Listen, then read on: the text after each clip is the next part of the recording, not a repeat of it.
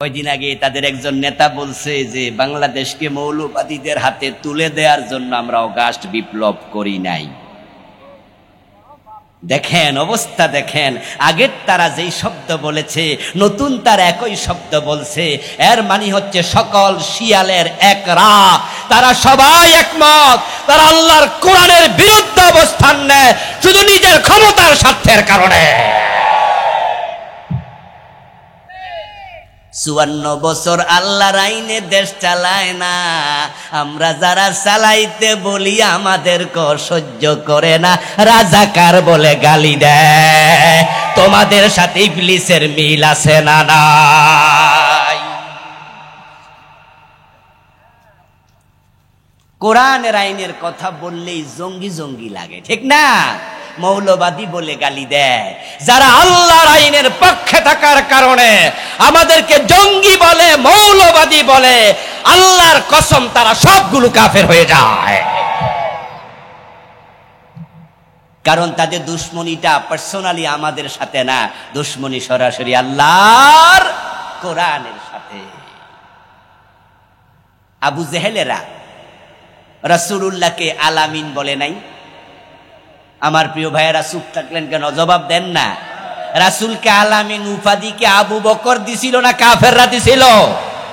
তারা আলামিন বলেছে, আস-সাদিক বলেছে, ভালোবাসছে, চুমু দিছে, কোন কান্দে তুইলা কোলে তুইলা নাচছে।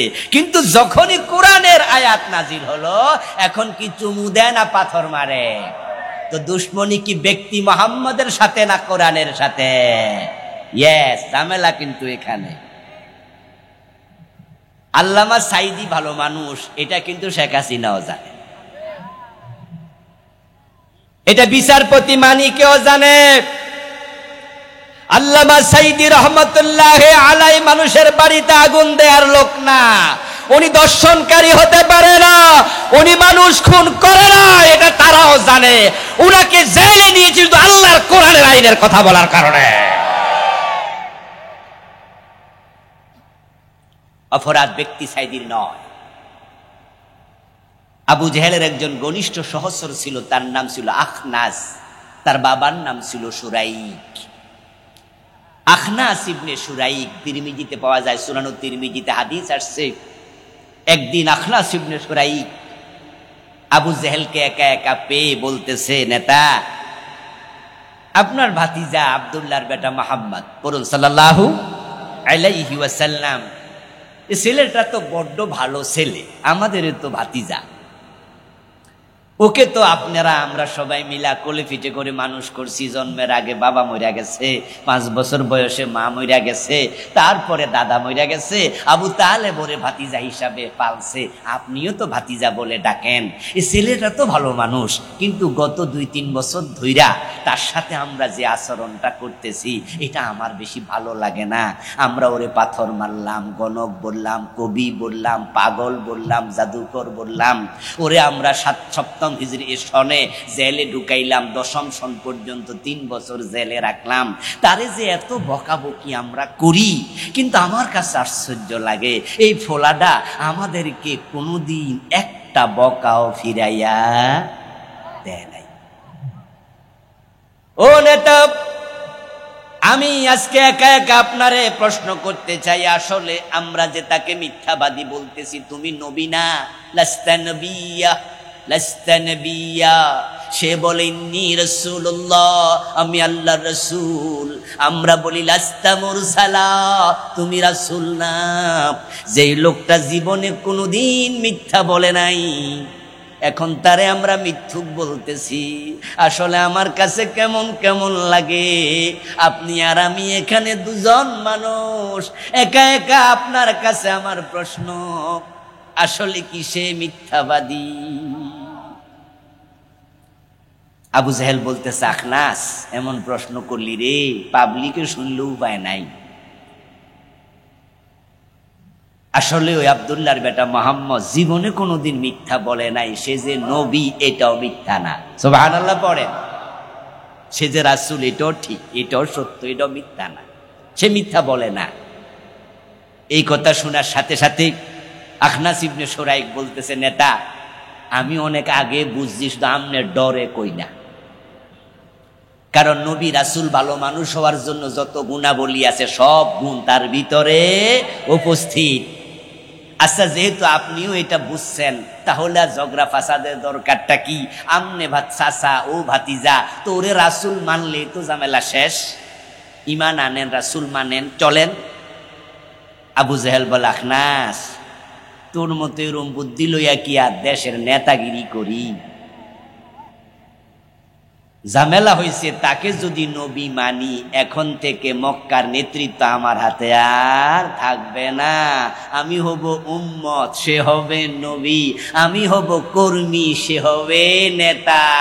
নেতৃত্বই তো হাতে থাকে না, এজন্যই না তার বিরুদ্ধে লাগছি ভালো কইরা।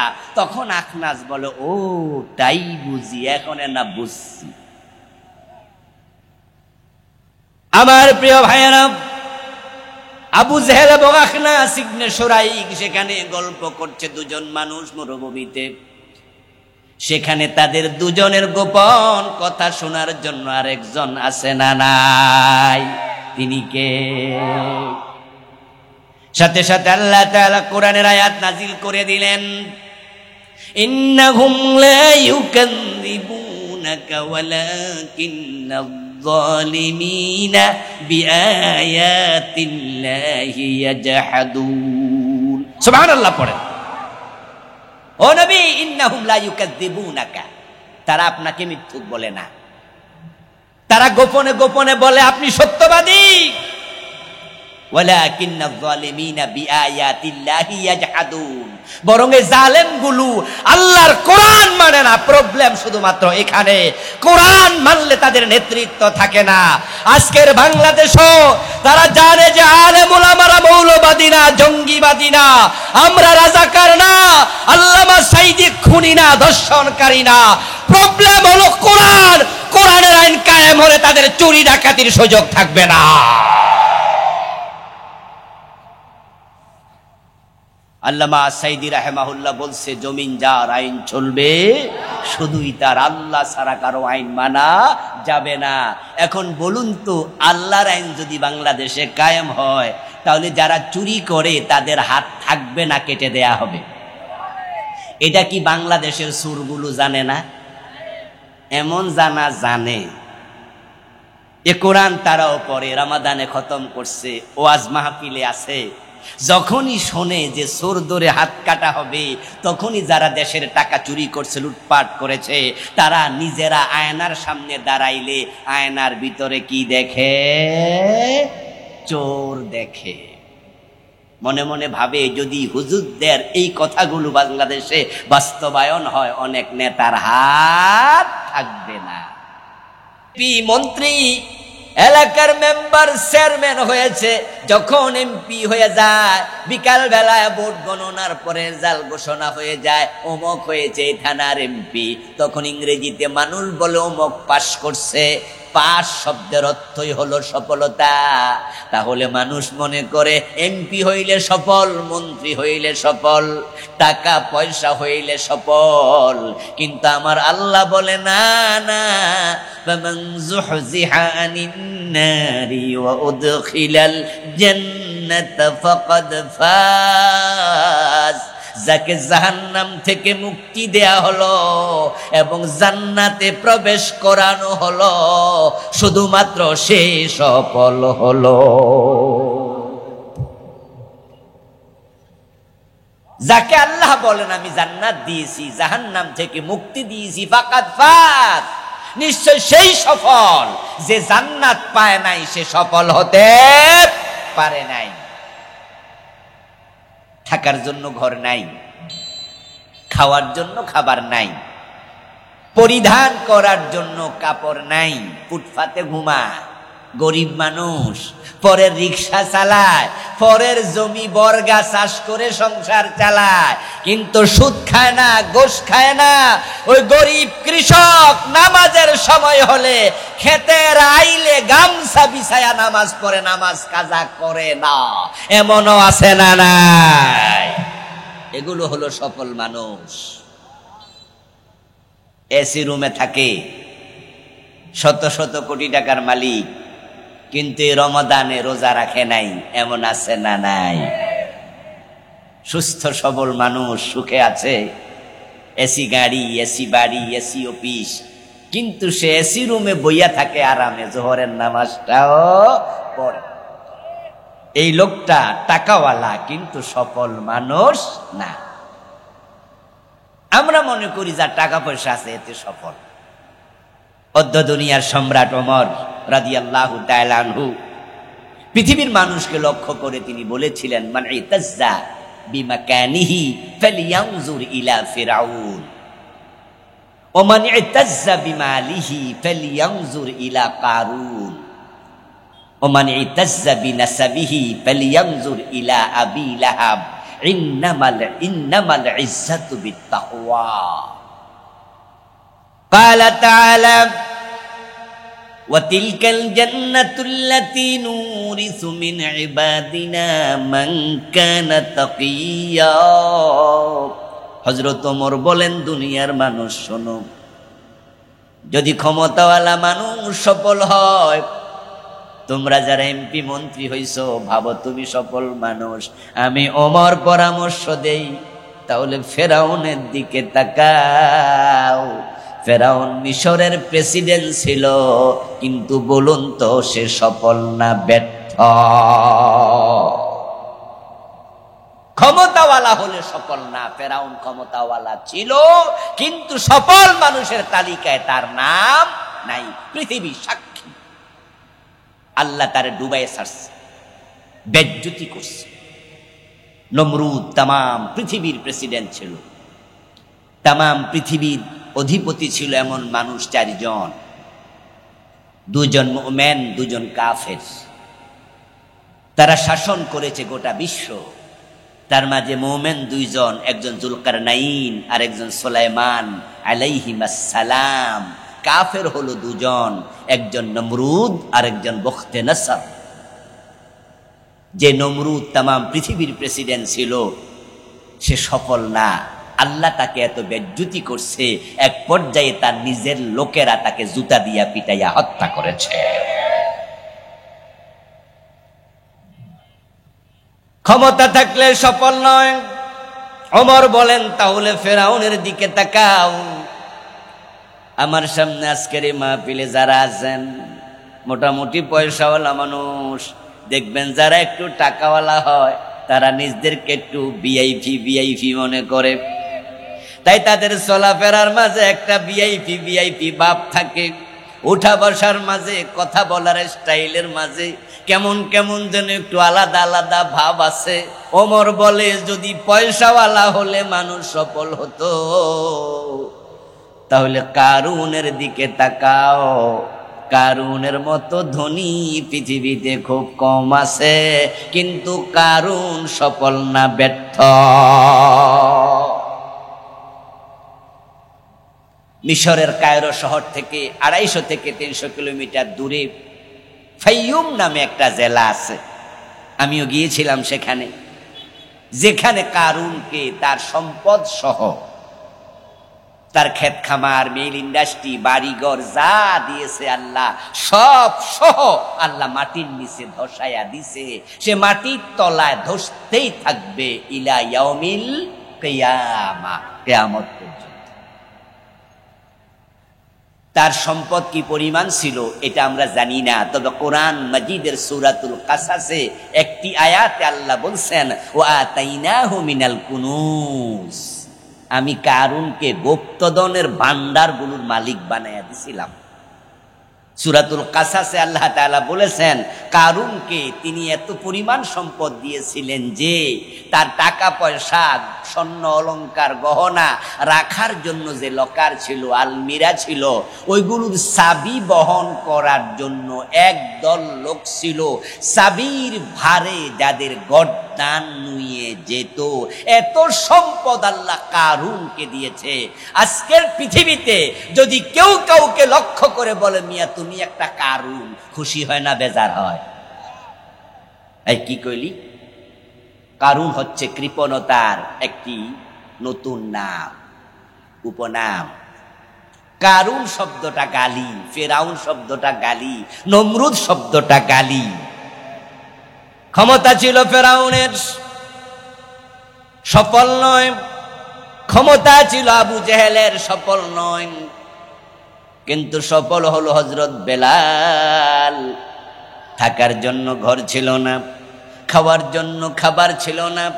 নবীজি সাল্লাল্লাহু আলাইহি ওয়াসাল্লামের জীবদ্দশায় হযরত বেলাল বিয়েটা পর্যন্ত করতে পারেন নাই, বরং আহলে সুফার বাসিন্দা ছিলেন।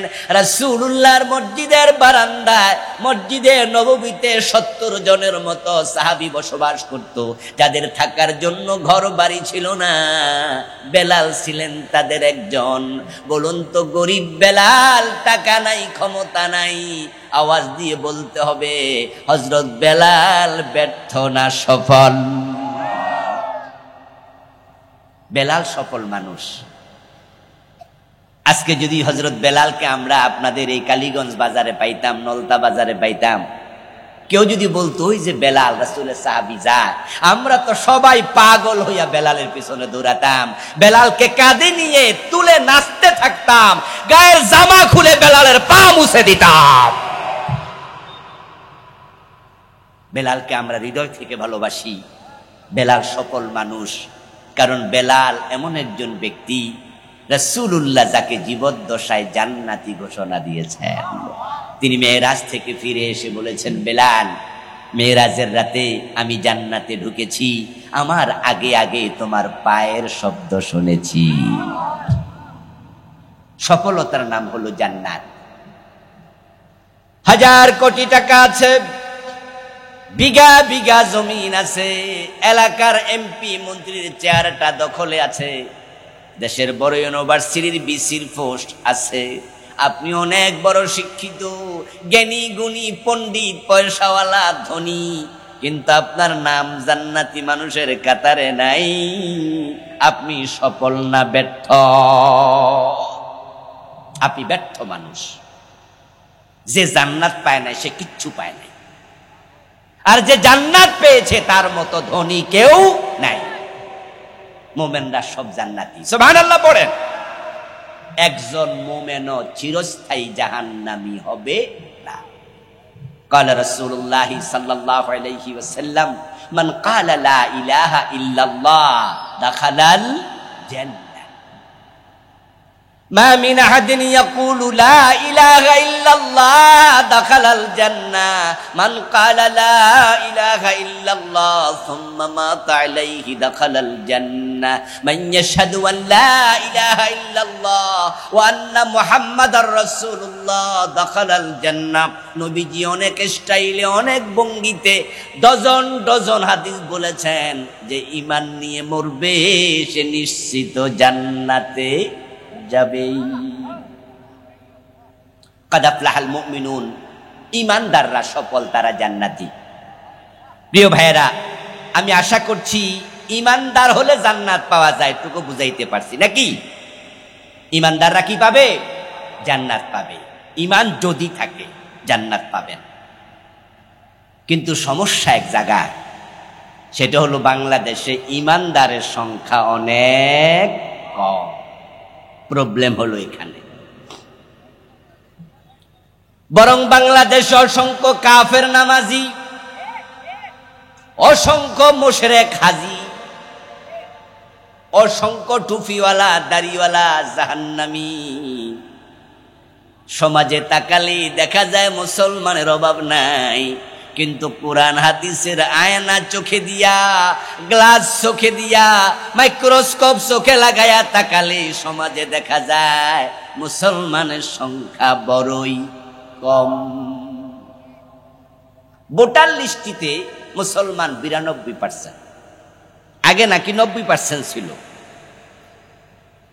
গত কিছুদিন আগে আদমশুমারি হয়েছে, জনশুমারি, নাম চেঞ্জ করছে। ওই জনশুমারিতে মুসলমান 2% বৃদ্ধি পাইছে। বলে কি রে, বলে কি মুসলমান নাকি বাড়ছে? আমি তো আশ্চর্য।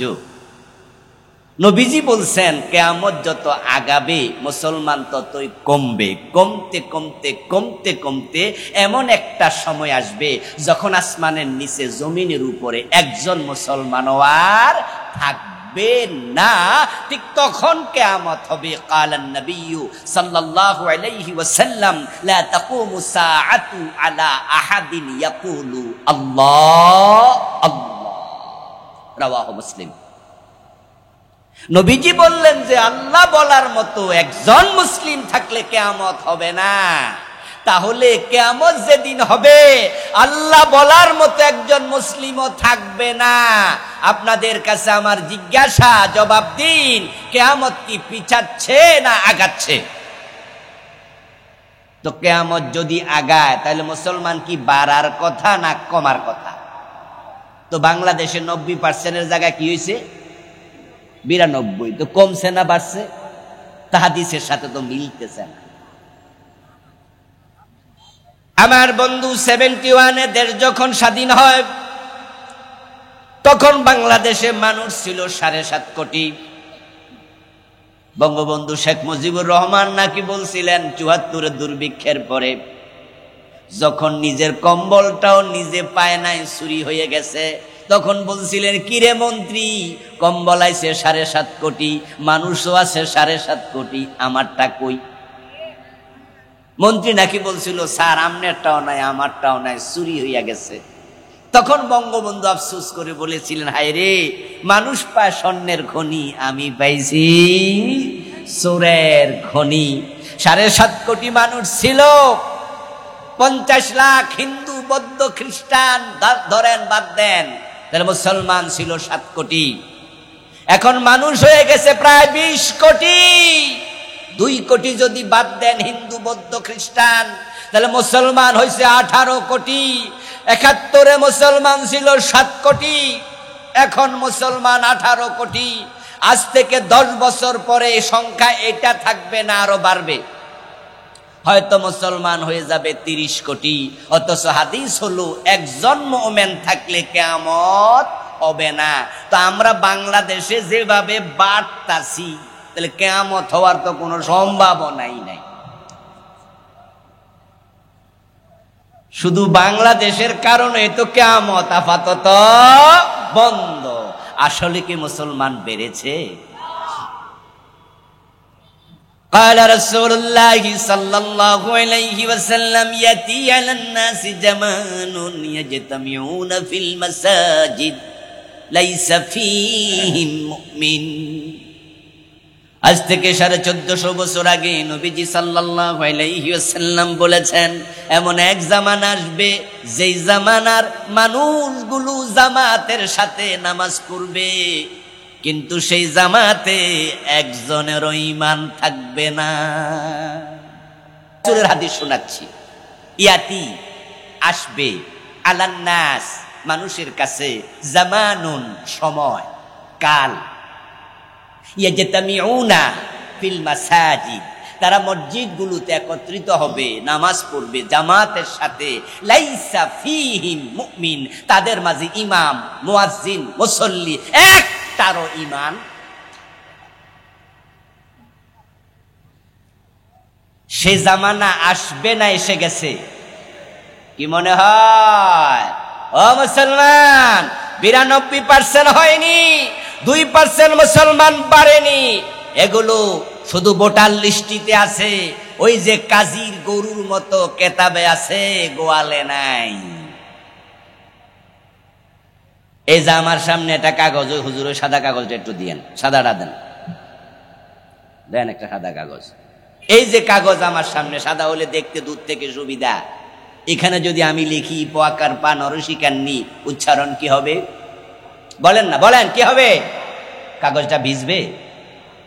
যদি লিখি সরাইয়া গরু সুকার গুদন্তান্ন, উচ্চারণ কি হবে? বলে না, শিক্ষিত লোক নাই নাকি? সরাইয়া গরু সুকার গুদন্তান্ন, উচ্চারণ কি হবে? কাগজটা পুড়বে, কারণ লেখায় আছে, বাস্তবে নাই। বাস্তব পানি হলে ভিজে যেত, বাস্তব আগুন হলে পুড়ে যেত, কিন্তু আমি তো শুধু কলম দিয়ে লিখেছি, বাস্তবে আগুনও নাই, পানিও নাই। 92% মুসলমান লাগে না। যদি শুধু 51% বাস্তব মুসলমান থাকতো, তাহলে কত আগেই কোরআন দিয়া বাংলাদেশ চলার কথা ছিল।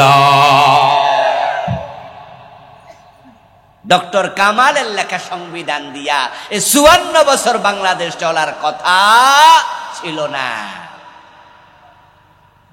আপনাদের কাছে আমার প্রশ্ন, ডক্টর কামাল হোসেন যে সংবিধান লিখেছে 72-তে 72-এ, ওই সংবিধান পবিত্র না আল্লাহর কোরআন পবিত্র?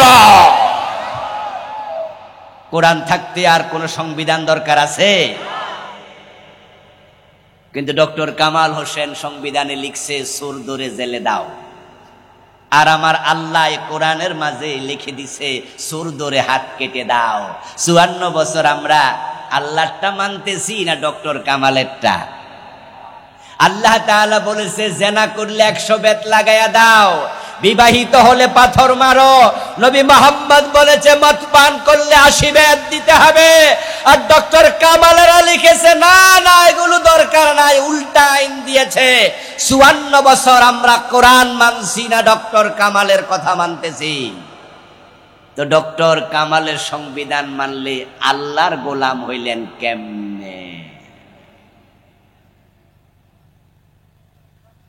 92% মুসলমানের দেশে কোরআন দিয়ে দেশ চলছে না, সমাজ চলছে না।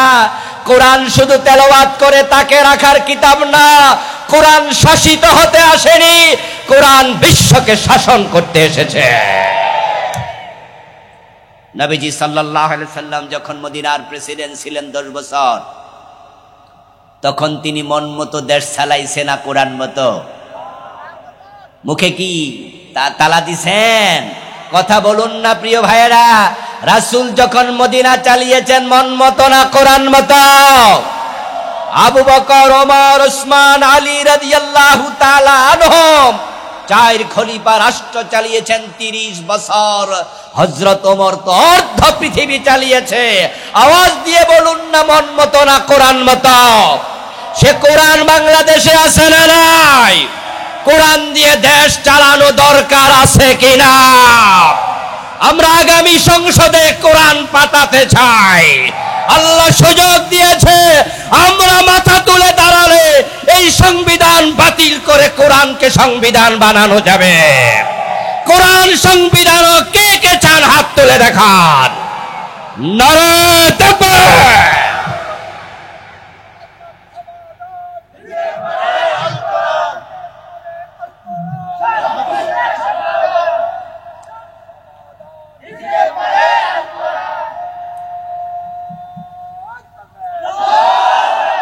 আমার প্রিয় ভাইরা, ইমানদারকে ইমানদার যে কম, নবীজি কেন এই কথা বলেছেন অন্য হাদিস থেকে শুনুন। قال رسول الله صلى الله عليه وسلم تكون بين الساعة فتن كقطع الليل المظلم يصبح فيها الرجل مؤمنا فيمسي كافرا ويمسي مؤمنا فيصبح كافرا ويبيع أقوام دينهم بعرض من الدنيا। নবীজি সাল্লাল্লাহু আলাইহি সাল্লাম বলতেছে এমন একটি সময় আসবে, তাকুনু বাইনা সাআ ফিতানুন, কিয়ামতের আগ দিয়া। তো আমি কিছুক্ষণ আগে শুনাইছি কিয়ামত দিন দিন ঘনাচ্ছে না, আগাচ্ছে, পিছাচ্ছে তো না। নবীজি বলছেন আমি এবং কিয়ামত পাশাপাশি প্রেরিত হয়েছি। আল্লাহ কোরআনে বলছে ইকতারাবাতিস সাআ, কিয়ামত নিকটে এসে গেছে, কিয়ামত ঘনিয়ে যাচ্ছে। নবীজি বলছেন কিয়ামতের আগে সূর্য ডুবে গেলে চারদিক থেকে যেমন অন্ধকার ধেয়ে আসে, কিয়ামতের আগে তাম পৃথিবীর চারদিক থেকে ফিতনা বের হবে, ফিতনার যুগ আসবে। যে ফিতনার কারণে মানুষগুলো সকাল বেলায় মোমেন থাকবে, সন্ধ্যা বেলায় কাফের হয়ে যাবে। এই ফিতনার যুগ এসেছে। আমি এমন মসজিদ বাংলাদেশে চিনি যে মসজিদের ইমাম কাফের, মুয়াজ্জিন কাফের, মুসল্লি যে কয়টা আছে সব কাফের। এমন মসজিদ যদি আপনারা দেখতে চান তাহলে আপনি ঢাকা শহরে যাবেন, বকশীবাজার একটা জায়গা আছে, ঢাকা আলিয়া মাদ্রাসা বোর্ড, আলেম ওলামারা এগুলো খুব চিনে, সেখানে যায়। ওই বকশীবাজার মাদ্রাসা আলিয়ার কাশগড়ি হল আছে, ওই হলের সামনেই ফজলে রাব্বি মেডিকেল কলেজের বোর্ড হল আছে, ছাত্ররা থাকে। এর অপোজিটে রাস্তার পাশে মসজিদ আছে, সেখানে লেখা আছে আহমদিয়া মুসলিম জামাত, মানে কাদিয়ানি। কাদিয়ানিদের মসজিদে 5 ওয়াক্ত নামাজ হয়, 5 ওয়াক্ত আজান হয়। ওই আজান এবং নামাজে ইমাম এবং মুয়াজ্জিন আছে। যেই মুয়াজ্জিন আজান দেয় আশহাদু আল্লা ইলাহা ইল্লাল্লাহ, মুয়াজ্জিন আজানে বলে আশহাদু আন্না মুহাম্মাদার রাসূলুল্লাহ। ওই আজানের পরে ইমাম ইমামতি করে 5 ওয়াক্তের নামাজ পড়াচ্ছে। ইমামও কাদিয়ানি, মুয়াজ্জিনও কাদিয়ানি, মুসল্লিও কাদিয়ানি। সবগুলো আলেমদের ফতুয়া মোমেন না কাফের। আমার প্রিয় রাসূলুল্লাহ হাদিস বলছেন 1450 বছর আগে এমন মসজিদ থাকবে যে মসজিদে একটাও মোমেন থাকবে না, সবগুলো কাফের। হাদিসটা 1450 বছর আগে শুনেছি রাসূল থেকে, আর বাস্তবায়ন দেখতেছি এই যুগে। 1835 সনে গোলাম আহমদ কাদিয়ান নামে এক ব্যক্তি জন্মগ্রহণ করল। যৌবনে পদার্পণ করে হঠাৎ করে লোকটা নিজেকে নবী দাবি করে বসলো। সে বলতেছে সে নাকি নবী। একদল হতবাগা মানুষ তাকে নবী মনে করলো, তাকে নবী হিসাবে গ্রহণ করলো। আজ থেকে 250 বছর আগের ঘটনা। রাসূলুল্লাহর কাছে কোরআন আল্লাহ প্রায় 1450 বছর আগে নাজিল করে, সেই কোরআনে বলছে মা কানা মুহাম্মাদুন আবা আহাদিম মির রিজালিকুম ওয়ালাকিন রাসূলুল্লাহি ওয়া খাতামান নাবিয়্যিন। আমার এই নবী যার উপর আমি কোরআন দিয়েছি তিনি আমার রাসূল, তিনি হলেন শেষ নবী। 1450 বছর আগে আল্লাহ বলে উনি শেষ নবী। উনি বলছে আনা খাতামুল আম্বিয়া ওয়ালা নাবিয়্যা বাদি, আমি শেষ নবী, আমার পরে আর নবী নাই। 250 বছর আগে কাদিয়ানি আইসা কয় সে নবী। কোরআনের উল্টা কথা বলার কারণে ঈমান আছে না গেছে? তাম দুনিয়া যত হকপন্থী আলেম আছে সব আলেমের ফতুয়া কাদিয়ানি কাফের। ও সাতক্ষীরার ভাইয়েরা, আমি আপনাদের কাছেও জানতে চাইবো যারা এই ফতুয়াটা শুনেছেন এবং বিশ্বাস করেন তারাও একটু জবাব দিন তো, কাদিয়ানিরা মোমেন না কাফের? কেন কাফের?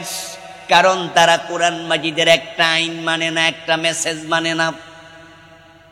সে মেসেজটা হলো শেষ নবী মুহাম্মদ সাল্লাল্লাহু আলাইহি ওয়াসাল্লাম, উনার পরে আর কোন নবী নাই। তারা নামাজ মানে, রোজা মানে, হজ মানে, যাকাত মানে, তাসবিহ মানে, জিকির মানে, মেসওয়াক মানে, পাঞ্জাবি মানে, টুপি মানে, পাগড়ি মানে, সব মানে, শুধু নবী মুহাম্মদকে শেষ নবী মানল না। তাই তাদের ঈমান আছে না গেছে? কাফের হওয়ার জন্য এ কোরআন পূর্ণ অস্বীকার করা দরকার নাই, বরং কোরআনের একটা অক্ষর অস্বীকার করলেই শেষ। আচ্ছা, আপনাদের এলাকায় বিষ খাইয়া মানুষ মরছে এমন ঘটনা কি আসেনি? আত্মহত্যা করার জন্য দোকানে যত বিষ আছে সবটি খাওয়া লাগে? কি কথা কয় না কা আমার ভাইয়েরা? দোকানে যা বিষ আছে 3-4 কেজি খাওয়া লাগে? আরে ভাই, বিষ 2 ফোঁটা খাইলো মানুষ মেরা যায়। যে কোরআন পুরাটা মানে না, আমরা বলি সে কাফের। কেউ যদি বলে আমি কোরআনের 15 পারা মানি না, মোমেন না কাফের?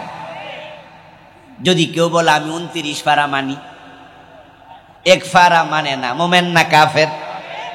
কেউ যদি বলে 113 সূরা মানি, 1 সূরা মানি না, মোমেন না কাফের?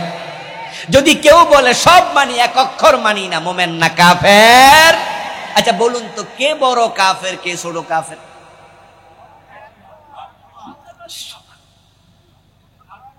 ইয়েস, অঙ্কের মতো। শিক্ষিত মানুষেরা অঙ্ক জানেন।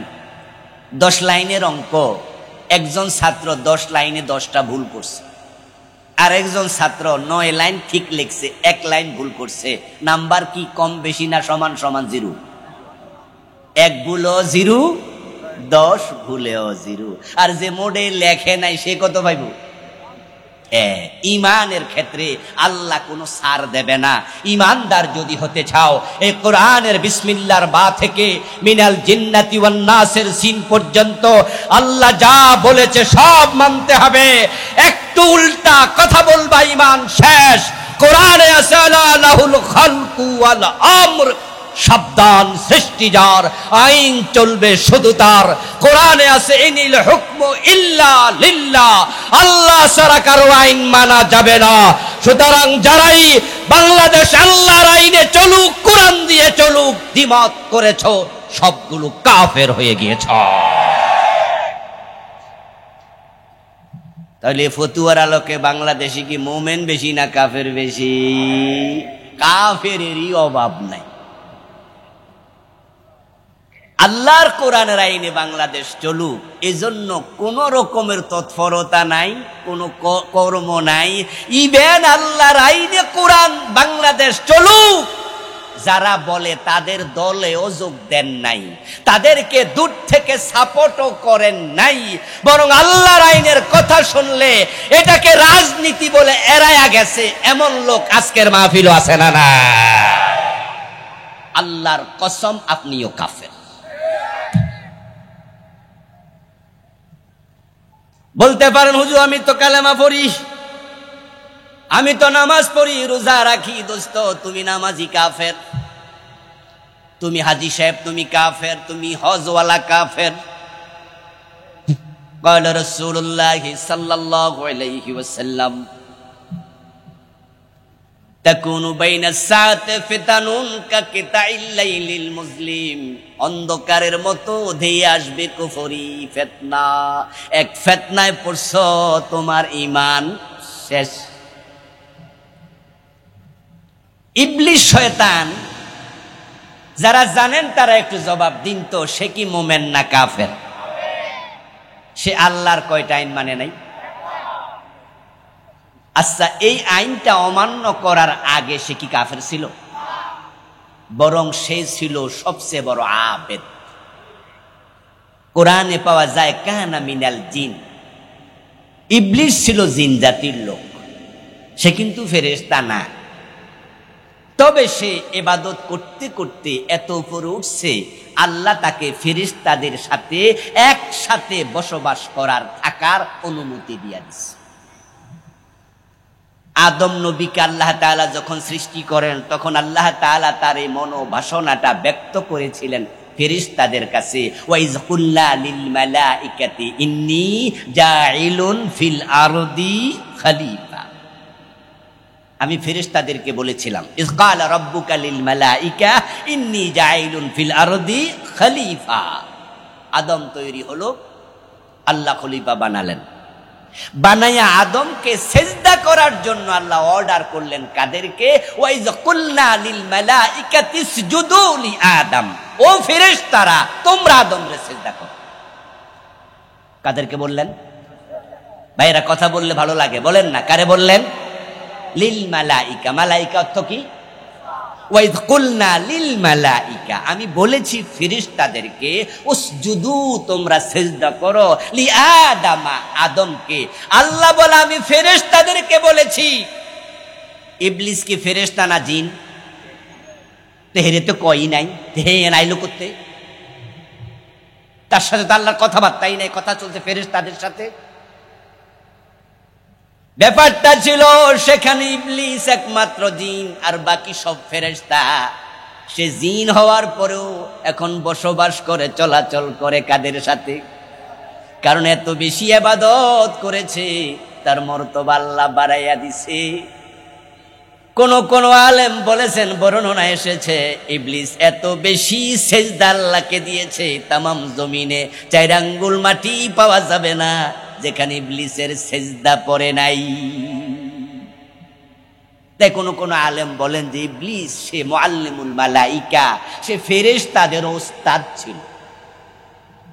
সেই ইবলিস আজকের এই দিনে মোমেন না কাফের? ইবাদত করছে অনেক, কিন্তু ভুল করছে কয় জায়গায়? আল্লাহ যেখানে বলছিল আদমরে সিজদা করো, সেখানে সেও ছিল। ফাসাজাদাল মালাইকাতু কুল্লুহুম আজমাউন ইল্লা ইবলিস। আল্লাহ কোরআন মাজিদে বলেন, আমার আদেশ শুনে সব ফেরেশতা আদমকে সিজদা করে বসলো, তবে ইবলিস একা দাঁড়ায়া ছিল। ইবলিস যখন দাঁড়ায় আছে, এই যে ভাইয়েরা আপনারা আমার সামনে বসে আছেন, এখন যদি এখানে একজন সামনেতে খাড়াই থাকে, তাহলে কিন্তু 30 সেকেন্ড 1 মিনিট পরে আমিও কম, ওই ভাই খাড়া রয়েছেন কেন, বইয়েন বলা সভাপতি সাহেব বল, ভাই বইয়েন, সরে নেন। সবাই সিজদায় পড়ে আছে, শুধু দাঁড়ায় আছে কে? ইবলিস এক। আল্লাহ তাআলা কোরআনে বলেন, এবার আমি ইবলিসকে জিজ্ঞাসা করলাম, মা মানাকা আল্লা তাসজুদা ইয আমারতুক। ও ইবলিস, যখন আমি সিজদা দিতে অর্ডার করেছিলাম সবাই সিজদা দিল, তুই কেন দিলি না? একা একা তুই দাঁড়ায়া থাকলি কেন? ইবলিস যদি সেদিন বলতো, আল্লাহ আমি তো ফেরেশতা না, আমি তো জিন, আপনি তো আর আমারে বলেন নাই, বলছেন তো ফেরেশতাদেরকে, এজন্য আমি দেই নাই, তাহলে কিন্তু তার এই কর্মটা কুফরি হতো না। অথবা সে যদি বলতো, আল্লাহ আমি ভুল কইরা লাইছি, রব্বানা যালামনা আনফুসানা, আদমের মতো যদি বলে ফেলতো, আল্লাহ তোমার অর্ডার আমি মানি নাই, আমারে তুমি মাফ কইরা দাও, তাহলে কুফরি হতো না। আপনাদেরকে জিজ্ঞাসা করতে চাই, ইবলিস যদি ক্ষমা চাইতো, ইবলিসকে ক্ষমা করার ক্ষমতা আল্লাহর আছে না নাই? কিন্তু ইবলিস কি ক্ষমা চাইছিল? বরং আল্লাহ বলতেছে, মা মানাকা আল্লা তাসজুদা ইয আমারতুক, অর্ডার দিয়েছিলাম সিজদা কর, কেন করলি না? সে বলতেছে, আনা খায়রুম মিনহু, আল্লাহ আমি হইলাম সেরা। নাউজুবিল্লাহ। খালাকতানি মিন নার ওয়া খালাকতাহু মিন তিন। এবার সে তার কথার পক্ষে যুক্তি দেয়, আমারে বানাইছো আগুন দিয়া, তারে বানাইছো মাটি দিয়া, আগুন হলো সেরা। যখনই আল্লাহর কথার বাহিরে গেল, উল্টা যুক্তি দিল, ঈমান আছে না গেছে? মোমেন কারা? মোমেন হচ্ছে সমস্ত মানুষ যারা এই কোরআন মাজিদের যত হুকুম বিধান আছে সব মানে। আপনাদের কাছে আমার জিজ্ঞাসা, আওয়াজ দিয়ে বলুন তো, নবী মুহাম্মদ সাল্লাল্লাহু আলাইহি সাল্লাম যে কোরআন দিয়ে বাংলাদেশ চালিয়েছেন, হযরত ওমর অর্ধ দুনিয়া চালিয়েছেন, ওই নবী মুহাম্মদ মদিনা চালিয়েছেন, হযরত ওমর অর্ধ দুনিয়া চালিয়েছেন, ছোট্ট বাংলাদেশ চালানোর ক্ষমতা আল্লাহর কোরআনের আছে না নাই?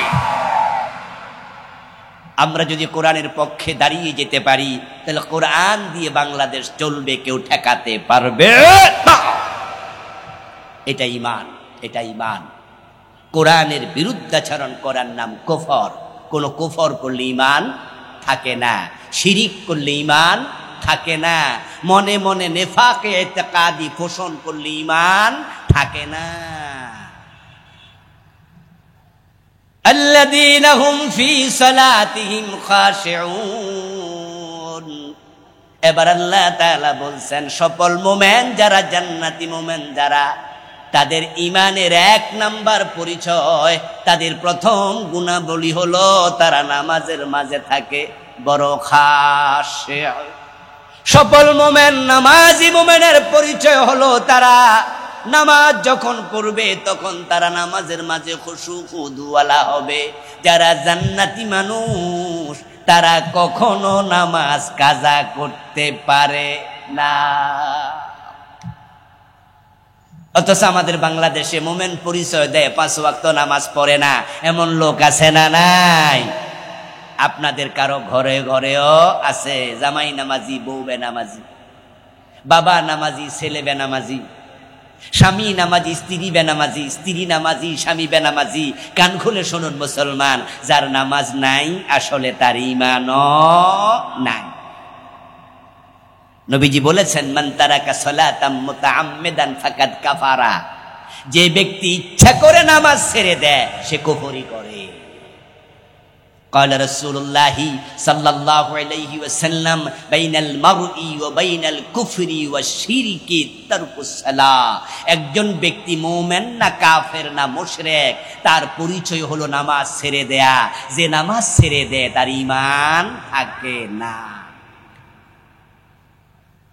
দেহের মাঝে মাথা যেমন, দ্বীনের মাঝে নামাজ তেমন। দেহ থেকে মাথা আলাদা হলে যেমন দেহ বাঁচে না, যাদের জীবন থেকে নামাজ আলাদা হয়ে যায় তাদের ঈমান বাঁচে না। দেহের অনেকগুলো অঙ্গ আছে, আলাদা হলো আপনি বাঁচবেন। ইসলামের অনেকগুলো অঙ্গ আছে, আলাদা হলো ঈমান বাঁচবে। এবং আলাদা হওয়ার সুযোগও আছে, আল্লাহ নিজেই দিছে সুযোগ। ডাক্তারের কাছে গেছেন, দেখা গেল আপনার আঙ্গুলের মাঝে একটু ঘা। ডাক্তার পরীক্ষা নিরীক্ষা করে বায়োপসি করে রিপোর্ট দিল যে আপনার আঙ্গুলের মাথায় যে ঘা, এখানে ক্যান্সারের জীবাণু পাওয়া গেছে। নাউজুবিল্লাহ। কি করতে হবে ডাক্তার সাহেব? আঙ্গুলটা কেটে ফেলেন। আপনারা একটু জবাব দিয়েন তো, আঙ্গুল যদি ফেলে দেয় মানুষ কি মরে যায়? হাত কেটে ফেলে এমন লোক আছে, পা কেটে ফেলে মানুষ বাঁচে। মহিলাদের ব্রেস্টে ক্যান্সার হয়, তখন ব্রেস্ট কেটে ফেলে দেয়, ওই মহিলাটা বেঁচে যায়। কিন্তু কারো যদি ব্রেন টিউমার হয়, সেখানে ক্যান্সারের জীবাণু পাওয়া যায়, কল্লা কাটা লেলে মানুষ বাঁচবে তো? আমার বন্ধু, হাত আলাদা হতে পারে, পা আলাদা হতে পারে, আঙ্গুল আলাদা হতে পারে, ব্রেস্ট আলাদা হতে পারে, কিন্তু মাথা আলাদা হবে না। আপনি অসুস্থ, আপনি রোজা রাখবেন না, মাফ। কোরআনে আছে ওয়ালাল্লাযীনা ইউতিকুনাহু ফিদিয়াতুন তুআমু মিসকিন। রোজা রাখার সামর্থ্য নাই, এত বুড়া মানুষ, এত অসুস্থ, আর সুস্থ হওয়ার সম্ভাবনা নাই। ইসলাম বলে রোজা লাগবে না, একজন মিসকিনকে ফিদিয়া দাও। রোজা ছাড়া মানুষ বাঁচে, রোজা না রাখলো ঈমান থাকবে, ফিদিয়া দাও। ও দোস্ত আমার, আপনি অসুস্থ, রোজা মাফ, ফিদিয়া চলে। আপনি গরিব মানুষ, যাকাত মাফ, উল্টা যাকাত আরো খাওয়া যাবে। আপনি গরিব, আপনার জন্য হজ ফরজই হবে না। ইসলামের ফরজ মৌলিক হলো 5টা, তার মাঝে 1 নাম্বার ঈমান, এটা দেখা যায় না, এটা কলবে।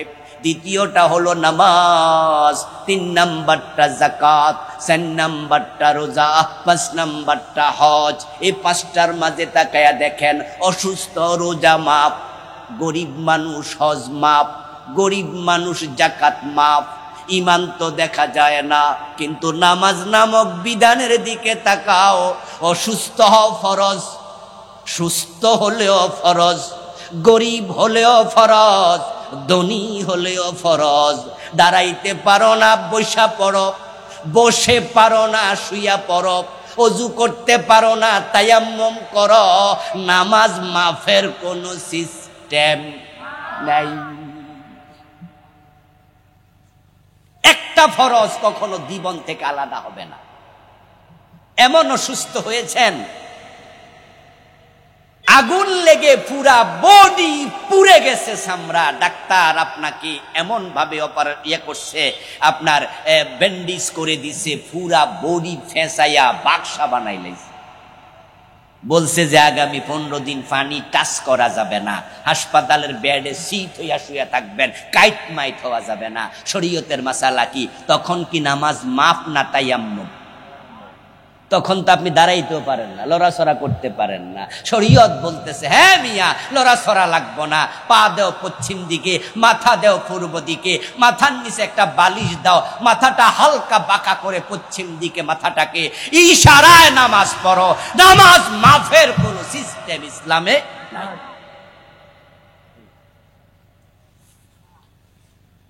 শখ হয়েছে টেকনাফ থেকে যাবেন সেন্ট মার্টিন দ্বীপ দেখতে, লঞ্চে উঠেছেন।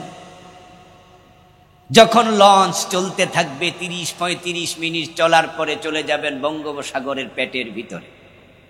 ডানে বামে সামনে পিছে তাকিয়ে দেখবেন পানি ছাড়া কিছু দেখা যায় না।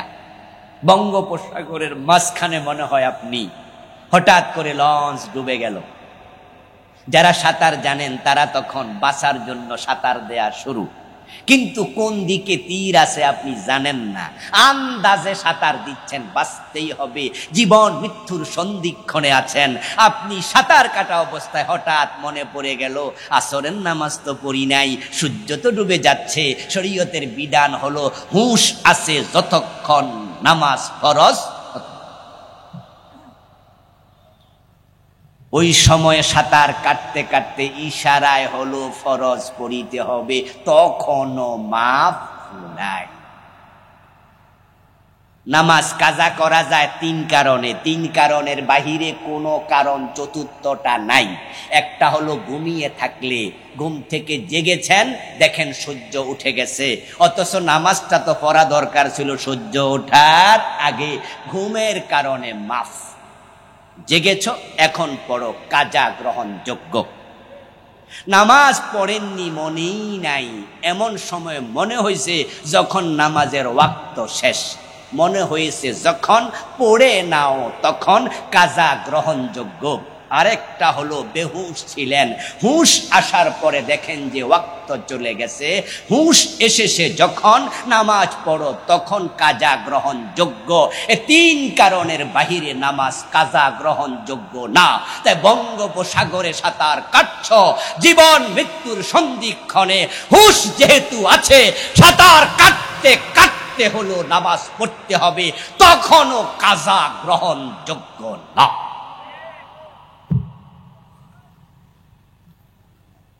অথচ হাসতে হাসতে নামাজ কাজা, খেলতে খেলতে নামাজ কাজা।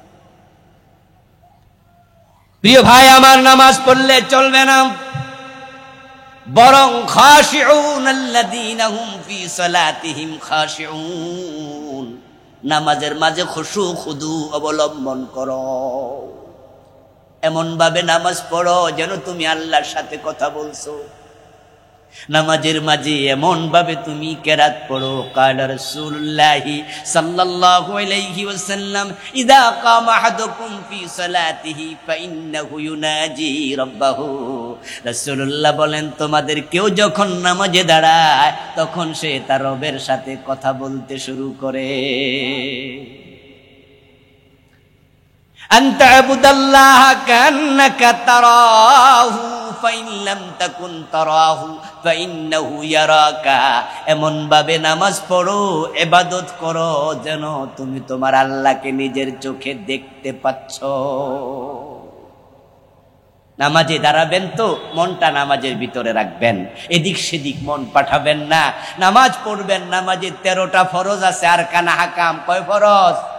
এই 13 ফরজ মাথায় রাখবেন, নামাজ সুন্দর করে পড়বেন।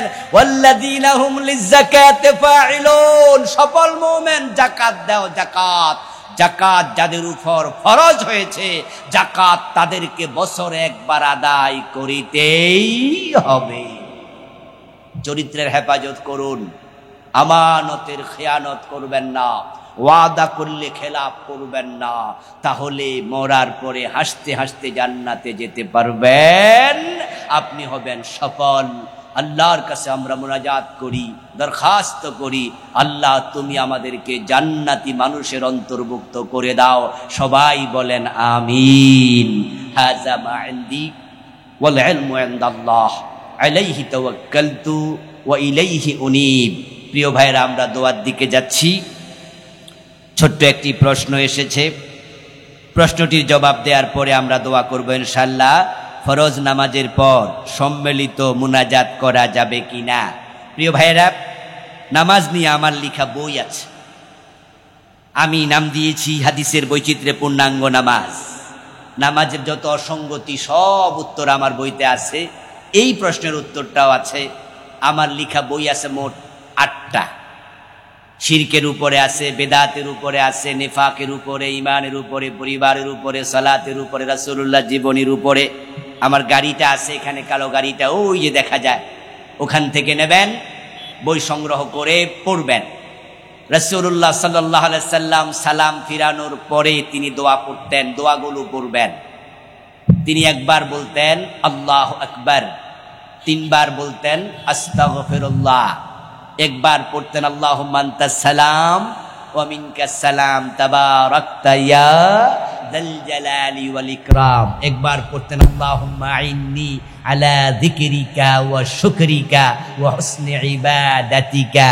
একবার পড়তেন আয়াতুল কুরসি।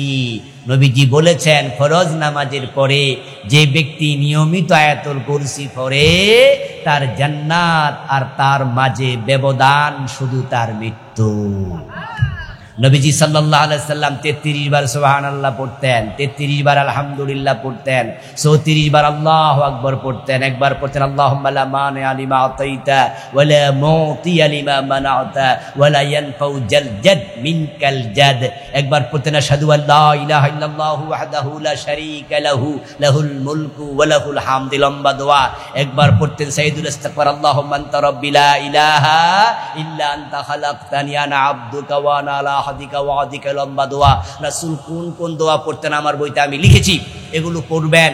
আল্লাহর নবী সালাম ফিরিয়ে এগুলো সব পড়তেন, আর বাংলাদেশে তারা এগুলো পড়ে না। সালাম ফিরাইয়া আল্লাহুম্মা আমিন। তারপরে হুজুরও খাড়ায় গেল সুন্নাত পড়ার জন্য, মুসল্লিও খাড়ায় গেল। এখন রাসূল যে দোয়াগুলো নিয়মিত পড়তেন এগুলো বাংলাদেশে কবরস্থানে চলে গেছে, এগুলো মাটি দিয়ে দিছি আমরা।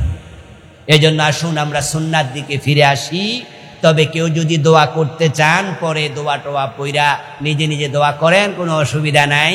কিন্তু রাসূলের শিখানো সুন্নাহ বাদ দিয়া শুধু মুনাজাত করা দরকার নাই। আল্লাহ আমাদের সুন্নাত দিকে ফিরে আসার তৌফিক দান করুন, আমিন। সভাপতি সাহেবের কোনো কথা থাকলে তিনি বলবেন, এরপরে দোয়া হবে ইনশাআল্লাহ।